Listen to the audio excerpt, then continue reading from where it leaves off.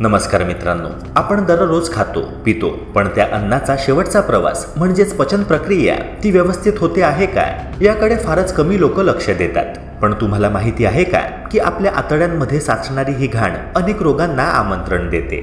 या साचलेल्या घाणीमुळे पचन बिघडतं, पोट फुगतं, अपचन होतं, त्वचेवर परिणाम होतो, अगदी मानसिक थकवा देखील जाणवतो। मित्रांनो, आजच्या ह्या अत्यंत महत्त्वपूर्ण व्हिडिओच्या माध्यमातून आपण जाणून घेणार आहोत की ही घाण साचते तरी का बरं, कोणत्या चुकीच्या सवयी त्याला कारणीभूत आहेत आणि सर्वात महत्त्वाचं म्हणजे ती घाण कोणत्या उपायाच्या माध्यमातून घरच्या घरी आणि नैसर्गिकरित्या काढायची कशी। व्हिडिओ शेवटपर्यंत नक्की बघा, कारण शेवटी मी एक स्पेशल आयुर्वेदिक टिप सांगणार आहे जी अनेकांनी आजमावली आहे। मित्रांनो, सर्वप्रथम जाणून घेऊया की आतड्यांची भूमिका काय असते।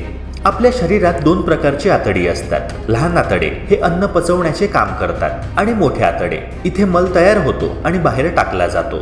पण जर आतड्यांमध्ये साचलेला कचरा, घाण किंवा जुना मल नीट बाहेर गेला नाही तर शरीरात विषारी घटक वाढतात आणि यामुळे काय होतं तर बद्धकोष्ठता, ऍसिडिटी, त्वचेवर पुरळ, एनर्जी कमी होणे आणि काही वेळा मूड देखील डिस्टर्ब होतो। मित्रांनो, ही घाण साचण्याची 5 मुख्य कारणे जाणून घेऊया। नंबर 1 म्हणजे फायबरची कमतरता। आपण फक्त भात, पोळी, चहा, बिस्किट यावर जगतो, पण फळं, भाज्या कमी खातो। फायबर कमी म्हणजे मल कठीण होतो आणि आत अडकतो।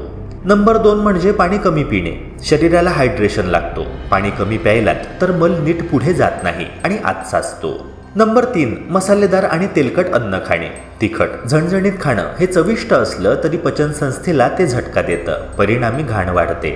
नंबर 4 शारीरिक हालचालींचा अभाव। आपण बराच वेळ बसून राहतो, मोबाईलवर, लॅपटॉपवर, त्यामुळे आतड्यांच्या हालचाली मंदावतात। नंबर 5 दीर्घकालीन बद्धकोष्ठता म्हणजेच कॉन्स्टिपेशन। ही एक सायलेंट समस्या आहे। रोज नीट शौच होणं हेच आरोग्याचं खऱ्या अर्थाने लक्षण आहे। मित्रांनो, आता प्रभावी उपाय घरगुती आणि नैसर्गिक जाणून घेऊया जे तुमचं पचन सुधारतील आणि आतड्यांतील घाण पूर्णपणे बाहेर काढतील। नंबर 1 लिंबू, मध आणि कोमट पाणी। सकाळी उठल्यावर अर्धा लिंबू, 1 चमचा मध आणि कोमट पाणी हे शरीर डिटॉक्स करतं आणि आतडे स्वच्छ करतं। नंबर 2 फायबरयुक्त आहार।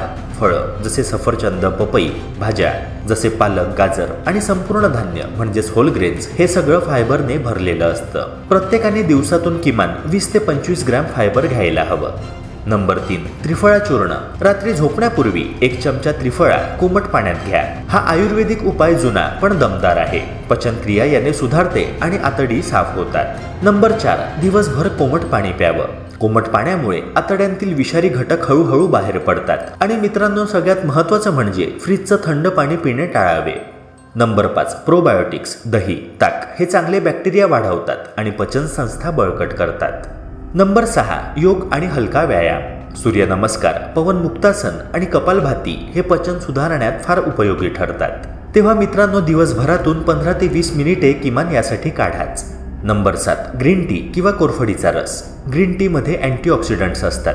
कोरफडीचा रस शरीर डिटॉक्स करतं आणि पचनक्रिया उत्तम ठेवतं। मित्रांनो, हे उपाय ऐकायला सोपे वाटतील, पण जेव्हा तुम्ही नियमितपणे ते करायला लागता तेव्हा तुम्ही स्वतःमध्ये बदल अनुभवू लागता।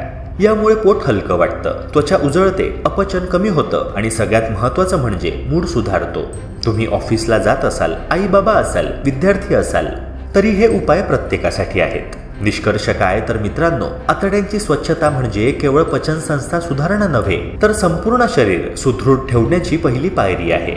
आजपासूनच या 7 उपायांपैकी कोणता तरी एक उपाय सुरू करा आणि हळूहळू बाकीचे सवयींमध्ये आणा।